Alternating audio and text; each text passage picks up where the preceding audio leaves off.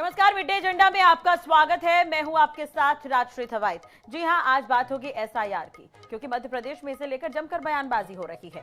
मध्य प्रदेश की बात अगर हम करें तो एसआईआर की प्रक्रिया अभी शुरू हुई है, लेकिन कांग्रेस है कि अभी से प्रक्रिया पर सवाल उठा रही है। होता तो ये कि पहले हो जाता, फिर तथ्यों के आधार पर, शिकायतों के आधार पर इस पर काउंटर किया जाता, लेकिन कांग्रेस जो है लगातार इस पर सवाल उठा रही है, बयानबाजी कर रही है। सरकार और चुनाव आयोग को जनता के कटघरे में खड़ा किया जाता है, उनसे सवाल जवाब किया जाता, जनता के सामने एसआईआर की सच्चाई लेकर जाते, लेकिन अभी प्रक्रिया जारी है और सवालों का सिलसिला शुरू हो गया है। मध्य प्रदेश के सभी दिग्गज आज इकट्ठा हुए, प्रेस कॉन्फ्रेंस बुलाई गई, मीडिया के सामने एसआईआर को लेकर अपनी सुविधा और दुविधा दोनों जाहिर की गई। तो आज हम मिड डे एजेंडा में यही जानने की कोशिश करेंगे कि क्या पहले एसआईआर के परिणाम का इंतजार करना ठीक नहीं होता, सवाल उठाने से पहले?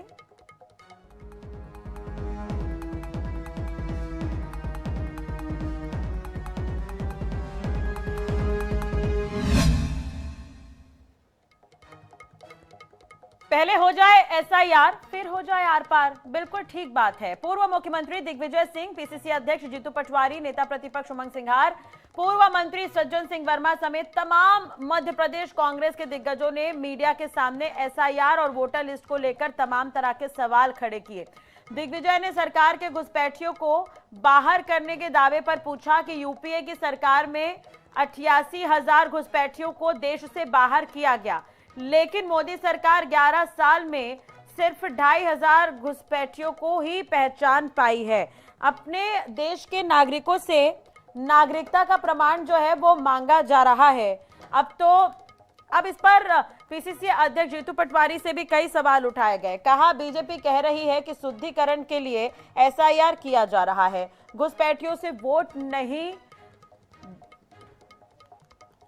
वोट नहीं डाल पाएंगे। बिहार चुनाव में 65 लाख वोट काटे गए, लोग वोट डालने के लिए बूथों पर भटक रहे हैं, क्या वो घुसपैठिए हैं? यही नहीं, नेता प्रतिपक्ष उमंग सिंघार समेत तमाम कांग्रेसी नेताओं ने भी सरकार और चुनाव आयोग पर कई तरह के सवाल उठाए हैं। तो इस पर ही हम बात करने की कोशिश करेंगे। हरियाणा में ब्राजील मॉडल आ गया, वोट चोरी इंटरनेशनल लेवल पर पहुंच गई है, लेकिन फिर भी सवाल यही उठता है कि अभी तो एसआईआर की प्रक्रिया शुरू हुई है, अभी से ही कांग्रेस इसे नकार क्यों रही है?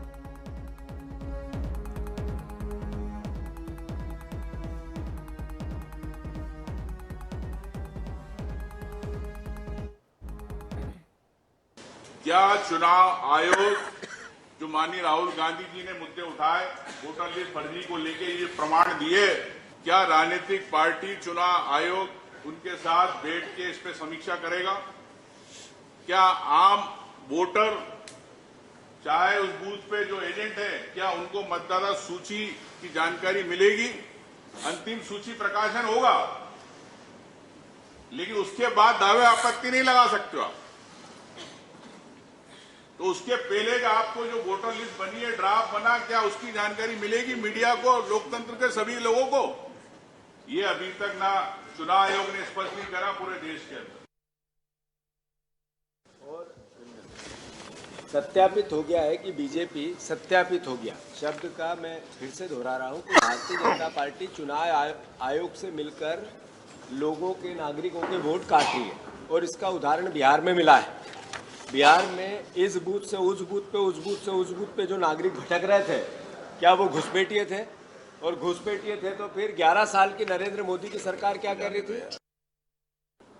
2004 से लेकर 2014 के बीच में लगभग 88,000 ऐसे व्यक्ति जो भारत के नागरिक नहीं थे, उनको भारत से बाहर किया गया।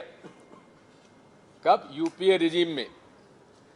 और 11 साल से भारतीय जनता पार्टी है, इन 11 साल में वो केवल 2,400 व्यक्ति ढूंढ पाए जो घुसपैठिए थे। यानी कि जितने घुसपैठिए यूपीए रिजीम में हम लोगों ने ढूंढे, उसका 3% से कम ये भारतीय जनता पार्टी 11 साल में ढूंढ पाई। और हर बार घुसपैठिए की बात करते हैं, प्रधानमंत्री से लेकर भारतीय जनता पार्टी के हर नेता। तो सुना आपने, तमाम ये कांग्रेस के वरिष्ठ हैं जिन्हें हम आपको सुनवा रहे थे। अब इन्होंने एसआईआर की पहले मांग की, अब इस पर सवाल भी उठा रहे हैं। प्रक्रिया पर कोई भरोसा नहीं है कांग्रेस को। दूसरी तरफ एसआईआर पर लगातार कांग्रेस सवाल उठा रही है, तो इस पर आम जनता क्या सोचेगी, जनता तक क्या मैसेज जाएगा। दूसरी तरफ बीजेपी की तरफ से भी इस पर जवाब दिए जा रहे हैं। अभी हमने आपको तीनों के बयान सुनाए हैं और ये बयान नहीं दिया गया प्रेस कॉन्फ्रेंस के जरिए, इससे पहले भी इस तरह के बयान सामने आते रहे हैं। तो इस पर ही हम चर्चा करेंगे। हमारे साथ खास मेहमान जुड़ेंगे, उनसे बातचीत करेंगे। इसी बीच प्रियंका दुबे हैं जो कि बीजेपी प्रवक्ता हैं, शिल्पी अग्रवाल है कांग्रेस प्रवक्ता है, हमारे साथ जुड़े हुए हैं, राकेश अचल जी हैं वरिष्ठ पत्रकार हमारे साथ जुड़े हुए हैं। आप तीनों का बहुत बहुत स्वागत है आईएनएस 24/7 पर। आज का ये मुद्दा काफी अहम है क्योंकि बिहार में चुनाव की प्रक्रिया चल रही है। शुरुआत एसआईआर के मुद्दे की वहीं से हुई थी, अब ये मध्य प्रदेश और कई राज्यों तक पहुंची है। तो सबसे पहले तो मैं प्रियंका जी आपके पास ही आना चाहूंगी। जो कांग्रेस की आज प्रेस कॉन्फ्रेंस हुई है, तीनों के बयान भी आपने सुने हैं, जीतू पटवारी, दिग्विजय सिंह और दूसरी तरफ उमंग सिंघार लगातार इस पर बयान दे रहे हैं। क्या कुछ रिएक्शन आपका इस पर? सर्वप्रथम सभी पैनल में बैठे हुए मेरे सदस्यों को नमस्कार। और जो आपका सवाल है, इसी का प्रत्युत्तर में अगर हम बात करें, घुसपैठिए को लेकर के 2006 में आंकड़ा सामने आया था कि 6 करोड़ की करीबन जो है वो घुसपैठिए 2016 तक हमारे सामने आ चुके थे। इसके बाद की संख्या 2014 से 15 और 16 से जो बढ़ती आई है या घटी है, उसका अभी कोई ये जो रिकॉर्ड सामने आए हैं, ये किसी भी ऑथेंटिक एजेंसी से जनरेटेड या गृह मंत्रालय से जनरेटेड रिकॉर्ड्स नहीं है। इसकी जब जानकारी मांगी गई तो इसकी राज्य और केंद्र के अनुसार जो कि लिस्टिंग की जानी चाहिए, जिसके लिए 3D मॉडल अप्लाई किया गया है कि जिसमें सबसे पहले घुसपैठियों को डिटेक्ट किया जाए, देन वोटर लिस्ट से एसआईआर के माध्यम से उन्हें डिलीट किया जाए, देन उसके बाद डिटेंशन या डिपोर्ट उनको किया जाए। तो एक 3D मॉडल के ऊपर गवर्नमेंट काम कर रही है, परंतु जब तक ऑथेंटिक रिकॉर्ड किसी चीज का नहीं आ जाता, हम किसी आंकड़े पर चर्चा नहीं कर सकते। परंतु ये बहुत बड़ी समस्या है। प्रियंका जी माफ कीजिएगा, मैं रोक रही हूं आपको। विषय जो है हमारा ये है कि पहले एसआईआर हो जाती, उसके बाद कांग्रेस इस पर सवाल उठाए तो ठीक है ना। अगर अभी से इस पर कांग्रेस सवाल उठा रही है तो इस पर बीजेपी का क्या स्टैंड है? बार बार तो ये दावे कर रहे हैं, ये कह रहे हैं कि जो चुनाव आयोग है वो बीजेपी की कठपुतली की तरह काम कर रही है, तो इस पर आपका जवाब?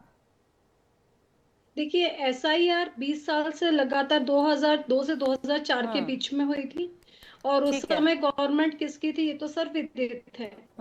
अब 20 साल के बाद अगर एसआईआर हो रहा है तो मुझे समझ नहीं आता परेशानी क्यों हो रही है। अगर किसी भी मतदाता सूची की गहन परीक्षण किया जाता है और फिर से मतदाता सूची बनाई जाती है, और अगर बिहार की भी हम चर्चा करें तो 0 अपील के ऊपर वहां इलेक्शन हो रहा है, तो ये तो गर्व की बात है। और अगर इसका पुनरीक्षण होता है 12 राज्यों में जो शुरू किया गया है, ये तो हमारे नागरिकों के लिए और भी फायदेमंद है, मतदाता के लिए भी अच्छा है कि वो जहां रह रहे हैं वहां पे उनका मतदाता सूची में नाम भी जोड़ा जाए और आगे अपडेट भी जो लिस्ट है उसे अपडेट किया जाए। तो इसके ऊपर विरोध का कारण भी हमें समझ में नहीं आता। जो नियमावली तय की गई उस नियमावली अनुसार हो रहा है, कोर्ट भी इसको सपोर्ट कर रहा है, तो फिर विपक्ष किस बात से हंगामा मचा रहा है? विपक्ष के पेट में दर्द शिल्पी अग्रवाल जी से पूछ लेते हैं, हमारे साथ जुड़े हुए हैं। शिल्पी जी, अभी तो प्रक्रिया चल ही रही है, ऐसा नहीं लग रहा है कि कांग्रेस इसे नकार रही है? ये बहुत पहले हो जा रहा है, होने दीजिए एसआईआर। कहीं गलती होती है, लापरवाही होती है तो इस पर कांग्रेस आवाज उठा सकती है। प्रक्रिया को लेकर अभी से नाराजगी क्यों है? देखिए राजश्री जी, प्रक्रिया को लेकर कोई नाराजगी नहीं है हमारे अंदर। आप ये देखिए कि मध्य प्रदेश के जो प्रतिष्ठित समाचार पत्र हैं, अभी मात्र 4 दिन हुए हैं एसआईआर की प्रक्रिया को शुरू हुए, किंतु आज सभी समाचार पत्र एसआईआर की अनियमितताओं के साथ में पटे पड़े हैं। ये हम नहीं कह रहे हैं, ये स्वयं मध्य प्रदेश का मीडिया बोल रहा है। हम आपको सिर्फ एक इंदौर मॉडल की एग्जांपल दे देते हैं। इंदौर के अंदर तो कमी है, ये तो अनियमितता है। मैं शिल्पी जी, आप अपनी बात पूरी करिएगा, मैं समय दूंगी आपको। ये तो अनियमितता है, ये तो गलती है, ये तो मैं खुद बता रही हूँ कि देखिए इंदौर, जबलपुर, सागर, विदिशा, जहां पर जो गणना पत्रक है वो नहीं पहुंचे, ये खबर तो हम भी दिखा रहे हैं, तो ये अनियमितता हुई। लेकिन कांग्रेस का ये बयान देना कितना सही है कि चुनाव आयोग तो बीजेपी की कठपुतली है? अधिकारी ये काम कर रहे हैं ना, बीएलओ ये काम कर रहे हैं, बीजेपी का कार्यकर्ता तो नहीं है वो। नहीं, देखिए राजश्री जी, अगर कांग्रेस किसी चीज को लेकर बयानबाजी कर रही है तो उसके पीछे कोई कारण भी तो होंगे ना। आप ये देखिए कि बिहार के अंदर भी एसआईआर कंडक्ट होती है, और एसआईआर कंडक्ट होने के बाद यादवेंद्र यादव जी ने जो पिटीशन सुप्रीम कोर्ट में दायर करी है, उसमें विभिन्न प्रश्न निकल कर आए हैं, जिस पर हमको चुनाव आयोग से कोई प्रश्न नहीं मिले हैं।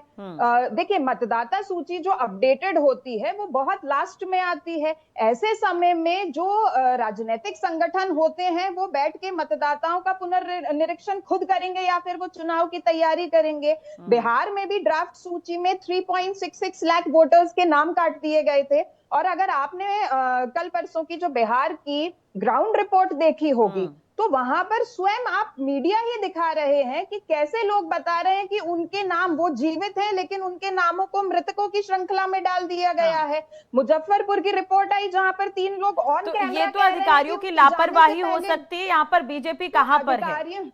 नहीं, अधिकारियों को कसना किसका काम है? ये तो चुनाव आयोग का ही काम है ना। लेकिन हम भारतीय जनता पार्टी पर प्रश्न चिन्ह नहीं लगाते हैं, संशय वो खुद उत्पन्न करते हैं जब वो एक पार्टी बन जाते हैं। भारतीय जनता पार्टी भी तो एक राजनीतिक संगठन है, उन्हें तो हमारे साथ आके खड़ा होना चाहिए। जैसे अनुराग ठाकुर जी ने निर्भीकता से प्रश्न किए थे, उसी तरह पूरी भारतीय जनता पार्टी को प्रश्न करने चाहिए, उन्हें तो कांग्रेस के साथ खड़ा होना चाहिए। लेकिन वो चुनाव आयोग की तरफ से बयानबाजी क्यों करने लग जाती है? उसके अलावा अभी से जो हम प्रेस कॉन्फ्रेंस कर रहे हैं वो इन्हीं अनियमितताओं को लेके कर रहे हैं, क्योंकि 1 महीना 8 दिन का आपने समय दिया है। एक तरफ चुनाव आयोग कहता है बीएलओ 3-3 बार घर जाएगा, दूसरी तरफ 85% बूथ पर मतगणना पत्रिकाएं नहीं पहुंची हैं। तो ऐसे में एसआईआर जो है वो निष्पक्ष कैसे होगी, आप खुद बता दीजिए। लेकिन प्रक्रिया तो देखिए, अब शिक्षकों की ड्यूटी लग रही है तो सवाल उठ रहे हैं। समय 1 महीने का है, 4 नवंबर से 4 दिसंबर तक। राजश्री जी ये बताइए, अगर आप बीएलओ के अंदर ऐसे लोगों की नियुक्तियां कर देंगे जो कोई फॉरेस्ट गार्ड है, कोई मिड डे मील वर्कर है, कोई इलेक्ट्रिसिटी रीडर है, कोई आशा कार्यकर्ता है, तो क्या प्रश्न चिन्ह खड़े नहीं होंगे? पहली बार नहीं हो रहा है, शायद ये पहली बार नहीं हो रहा है। जब वो चुनाव की प्रक्रिया चलती है तो उन्हें इन्वॉल्व किया जाता है, ये कोई पहली बार नहीं है। कांग्रेस की सरकार भी जब बनी थी मध्य प्रदेश में, जो बाद में गिर गई, तो उस वक्त भी टीचर्स ही ड्यूटी पर थे, शिक्षकों की ड्यूटी लगाई गई थी। पार्टी ने प्रश्न उठाए होंगे, हम विपक्ष हैं वर्तमान में, अगर हमें अनियमितताएं दिखेंगी तो हम तो उस पर प्रश्न उठाएंगे। वरिष्ठ पत्रकार भी हमारे साथ जुड़े हुए हैं, उनसे भी हम बातचीत कर लेते हैं। सर देखिए, एक तरह से देखा जाए राकेश जी, तो एसआईआर और एसएसआर की प्रक्रिया तो हर साल होती है, लेकिन अभी एसआईआर को लेकर लगातार सवाल उठाए जा रहे हैं। आपको ऐसा नहीं लग रहा है कि कांग्रेस थोड़ी जल्दबाजी कर रही है इस मुद्दे को उठाने के लिए? अभी प्रक्रिया होने देते, थोड़ा समय और ले लेते। क्या मैसेज जाएगा जनता का इस तरह की प्रेस कॉन्फ्रेंस करके, चुनाव आयोग पर आरोप लगा के? देखिए राष्ट्रीय जी, देश में मतदान और मतदाता सूचियों का जो कार्यक्रम है कोई नया नहीं है, लेकिन जिस ढंग से एसआईआर का बिस्मिल्लाह बिहार से हुआ और जिस ढंग से अविश्वास का वातावरण केंद्रीय चुनाव आयोग के प्रति बना लोगों का, उसकी वजह से ये सारी समस्याएं पैदा हो रही। मतदाता सूचियों का पुनरीक्षण एक निरंतर प्रक्रिया है, उसके लिए विशेष अभियान चला के आप उसको अद्यतन दुरुस्त नहीं कर सकते हैं। तो इसके पीछे जो इंटेंशन है वही अगर संदिग्ध है तो लोग तो सवाल करेंगे। मेरा कहना तो यह है कि एसआईआर की जरूरत अगर आप महसूस कर रहे हैं तो 2003 में क्यों जा रहे हैं? अभी जो पिछला आम चुनाव हुआ है उस सूची, मतदाता सूची को आधार क्यों नहीं बना रहे हैं? इसका मतलब है कि आपके खुद के मन में खोट है। और जहां तक हमारे केंद्रीय चुनाव आयोग की इकबाल का सवाल है, तो वो तो बुरी तरह से मिट्टी में मिल चुका है। पिछले दिनों जिस ढंग से वोट चोरी के मामले उजागर हुए हैं अलग अलग राज्यों में, उसको देख के ये संदेश स्वाभाविक है। और मध्य प्रदेश में क्या, मैं तो कहता हूँ जहां जहां एसआईआर हो रही है वहां इस तरह का विरोध होगा। और सवाल ये है कि आपने असम में क्यों नहीं कराई भाई, आप मध्य प्रदेश में क्यों करा रहे हैं? अभी तो मध्य प्रदेश में चुनाव है नहीं, मध्य प्रदेश में जब चुनाव हो तब करा लीजिए। लेकिन इंटेंशन चूंकि संदिग्ध है, इसलिए इस तरह की समस्याएं सामने आ रही हैं, विरोध सामने आ रहा है। जी बिल्कुल। लेकिन देखिए, अब यहाँ पर चुनाव तो अभी दूर है मध्य प्रदेश में, लेकिन जो है इस तरह के मुद्दे जो है अभी से हावी हो गए हैं। अब एक सवाल ये भी है इस पर, राकेश जी मैं आपसे ही पूछना चाहूंगी, कांग्रेस जिस तरह से बयानबाजी करती है, क्या इससे ये नहीं लगता कि उनका पूरा का पूरा भरोसा खत्म हो चुका है चुनाव आयोग से? राष्ट्रीय जी, ये सवाल कांग्रेस का नहीं है। कांग्रेस प्रतिपक्ष है, उसका काम है कि वो विरोध करेगी। ये तो आम जनता का भरोसा खत्म हो गया केंद्रीय चुनाव आयोग से। क्यों आम जनता, अभी मेरे बच्चे जो इस शहर में पैदा हुए और वो दूसरे शहर में रह रहे हैं, वो कह रहे हैं साहब हमको डॉक्यूमेंट ला के दो, हम तो यहाँ के नागरिक हैं, अब उनके लिए भी समस्या है। तो हमारे यहाँ जो देखिए आप कितनी घुसपैठियों का जो मुद्दा उठता है ना, हमने एनआरसी रख लिया, हमने सीएए बना लिया, और हमारे पास आज हिंदुस्तान अकेला ऐसा राष्ट्र है जिसमें एक ऐसा दस्तावेज नहीं है जो आपको नागरिक प्रमाणित कर दे। मतदाता सूची तो बहुत बात की बात है, आपने आधार चलाया, कितने सालों से आधार चल रहा है, उसके बाद भी अगर लोग मतदाता सूची में घुस आए हैं बाहर के, तो ये नाकामी सरकार की है। इसके लिए विपक्ष को दोष देने का क्या जनता तो कहीं ना कहीं जनप्रतिनिधियों के भाषणों से इन्फ्लुएंस होती है। ठीक है, प्रियंका जी हमारे साथ जुड़े हुए हैं। प्रियंका जी, अब जो कमियां पाई जा रही हैं, कहीं कहीं पर बहुत सारी दिक्कतें हैं, क्या उन्हें दूर करने की कोशिश की जाएगी? इसलिए बार बार कांग्रेस भी सवाल उठाने पर मजबूर हो जाती है। अनियमितता तो है, जनता का विश्वास इलेक्शन कमीशन पे पूरी तरह से है और इलेक्शन कमीशन मुस्तैदी से अपना कार्य कर रहा है, इसके लिए मैं बिल्कुल आश्वस्त हूँ। कारण ये भी है कि जनता ने वो समय भी देखा है राकेश जी, जब मतपेटियां लूटी जाती थी और बंदूक की नोक के ऊपर चुनाव कंडक्ट करवाना पड़ता था और पूरी फोर्स उसमें लगती थी। आज शांतिपूर्ण तरीके से मतदान जब होता है तो ये सरकार की और इलेक्शन कमीशन की एक तरीके से सफलता है कि शांतिपूर्ण तरीके से इतने बड़ा इलेक्शन है और लोकतंत्र का इतना बड़ा पर्व है जिसे पर्व की तरह लोग मनाते हैं, और इलेक्शन कमीशन उसे कंडक्ट कर पाता है। और भारत ही नहीं, विश्व में हमारे इलेक्शन कमीशन का डंका बजता है। अगर हम चर्चा करें वायनाड में जो 20,000 से ज्यादा जो डुप्लीकेट मतदाता पाए गए थे, उनके ऊपर कभी बात नहीं की जाती। रायबरेली में 2 लाख से ज्यादा फर्जी मतदाता पाए जाते, उनके ऊपर चर्चा नहीं की जाती। जब एसआईआर के माध्यम से गहन पुनरीक्षण करवाया जा रहा है तो हम तो कहते हैं सबको साथ आना चाहिए, और हम क्या, ये तो कोर्ट भी साथ में आ रही है। लेकिन बड़ी बात तो यह है कि कांग्रेस के खुद के मंत्री के.एस. राजन्ना कर्नाटक में खुद ही बात स्वीकार कर चुके हैं कि हमारी निगरानी में हमारे एजेंट्स के सामने पूरी पारदर्शिता के साथ में मतदाता सूची का पुनरीक्षण किया गया था, और हम सहमत हैं। लेकिन आप लोग खुद कर्नाटक में जो है आवाज उठाते हैं, और जो आपके विरोध में बोलता है आप उस मंत्री को निष्कासित कर देते हैं। अशोक गहलोत जी खुद ही कहते आए हैं कि इसी प्रक्रिया से पहले भी एसआईआर होता रहा है, अब क्यों बवाल काटा जा रहा है, इस पर उनको भी आश्चर्य होता है। तो इस तरीके से कांग्रेस खुद 2 भागों में बटी हुई है, तो कांग्रेस को खुद को सोचना चाहिए कि ये पहली बार 9वीं बार हो रहा है और इसमें सहयोग करना चाहिए। अपने एजेंट्स को हर बूथ के ऊपर नियुक्त करना चाहिए। क्यों नहीं किया जा सकता? सहयोग की बात कह रही है प्रियंका जी, क्या इस पर सहयोग किया जा सकता है? और किस तरीके से सरकारी मशीनरी की चर्चा की जा रही है, तो ये पहली बार नहीं हुआ है। आप लोगों ने तो जो टीचर्स हैं उनको तो मीटर रीडिंग नोट करने के लिए काम पे लगा दिया था। कम से कम यहाँ पर मतदाता सूची का पुनरीक्षण में अगर वो सहयोग करते हैं तो इतना मेरे ख्याल से तो विवाद नहीं होना चाहिए। होगा। उन्होंने बोला कि ये हर समय चलती प्रक्रिया, ऐसे सारे से कहते हैं जो जनवरी फरवरी में होती है। ठीक है राजश्री जी, जहाँ तक सहयोग की बात है तो विपक्ष पूर्ण रूप से सहयोग करने के लिए तैयार है। हम तो खुद भारतीय जनता पार्टी से यही कह रहे हैं कि आप आइए, बिल्कुल हमारे साथ आके खड़े हुई। वायनाड में, रायबरेली में आपको जहां भी अनियमितताएं दिखती हैं तो कांग्रेस पार्टी आपका स्वागत करती है। और कांग्रेस पार्टी तो यही कहती है ना भारतीय जनता पार्टी से कि चुनाव आयोग की तरफ से स्टैंड रखने की बजाय आपको तो कांग्रेस के साथ निष्पक्षता से खड़ा होना चाहिए। और आप ये देखिए, जहां तक बात है कांग्रेस के नेताओं पर आरोप प्रत्यारोप करने की, तो आपने बिहार में देखा होगा, वहां के उप मुख्यमंत्री विजय सिन्हा जी तो स्वयं कह रहे हैं कि बिहार के अंदर जंगल राज है।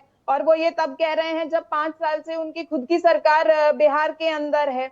और जो आदरणीय वरिष्ठ पत्रकार महोदय जी ने कहा वो बिल्कुल सत्य है कि अब तो जनता जागृत हो रही है और उनकी खुद की विश्वसनीयता चुनाव आयोग समझदार थी, अभी भी समझदार है। लेकिन ये भी देखिए, बीजेपी तो ये भी कह रही है ना कि एसआईआर से कांग्रेस के मंसूबे जो हैं वो फेल हो जाएंगे।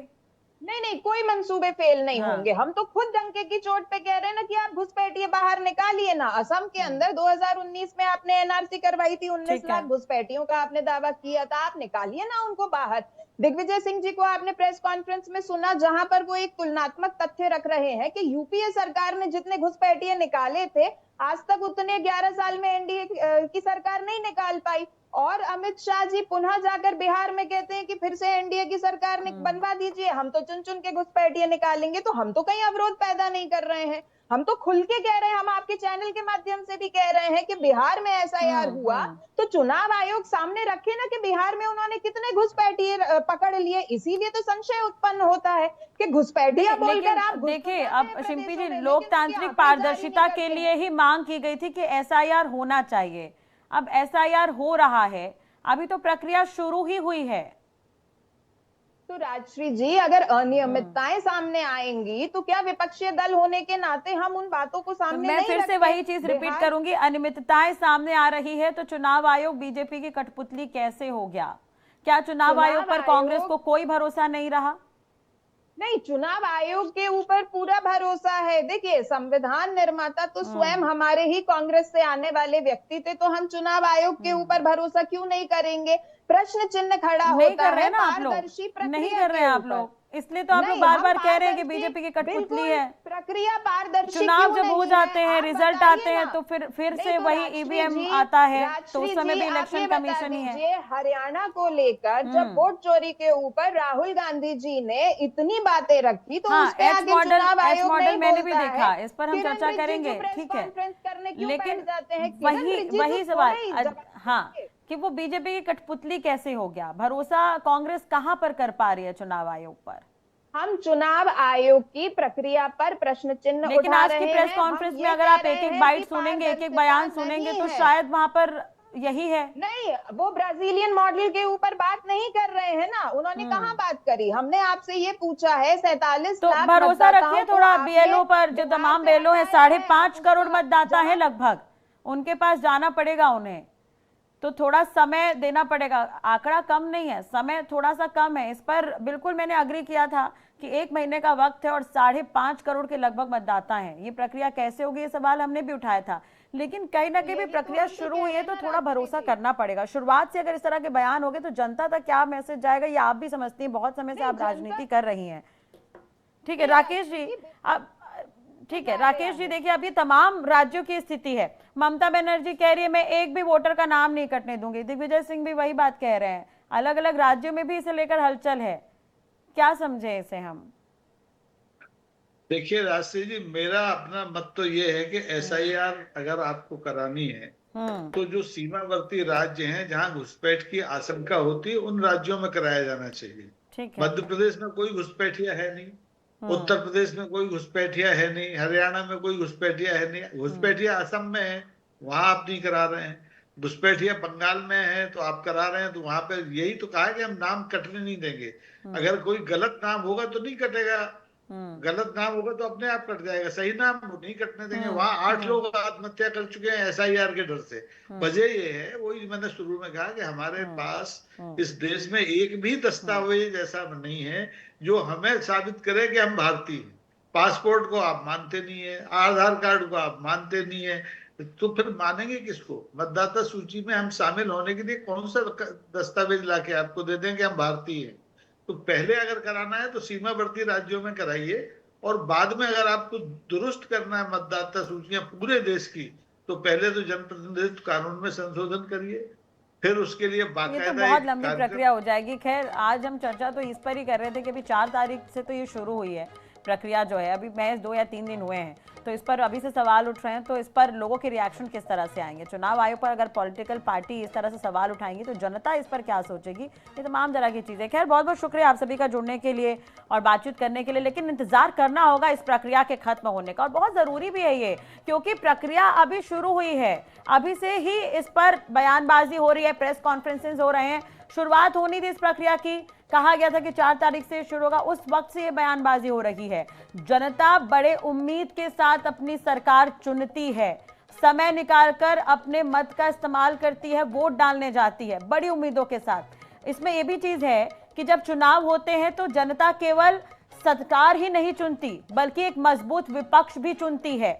तो ऐसे में ये जो प्रक्रिया पर ही अगर सवाल उठेंगे तो जनता भी कहीं ना कहीं कंफ्यूज होगी। तो पॉलिटिकल पार्टियों को इन सब चीजों से बचना चाहिए। चलो, इसी के साथ ही आज के मिड डे एजेंडा में इतना ही।